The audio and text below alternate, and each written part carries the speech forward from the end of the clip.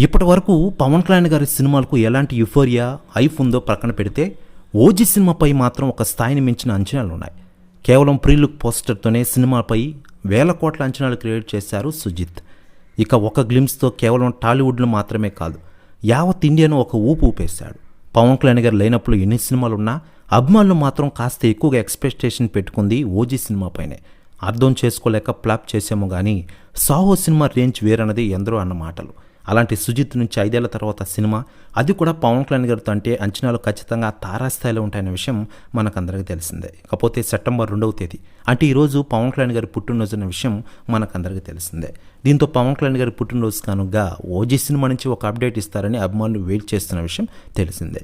ఇక ఇదిలా ఉండగా మరోవైపు పవన్ కళ్యాణ్ గారి పుట్టినరోజు సందర్భంగా ఇప్పటికే టాలీవుడ్ ఇండస్ట్రీలో కానీ అటు ఆంధ్రప్రదేశ్ రాష్ట్ర రాజకీయాల్లో చాలామంది స్వయంగా ఫోన్ చేసి విషెస్ తెలియజేస్తున్న విషయం తెలిసిందే.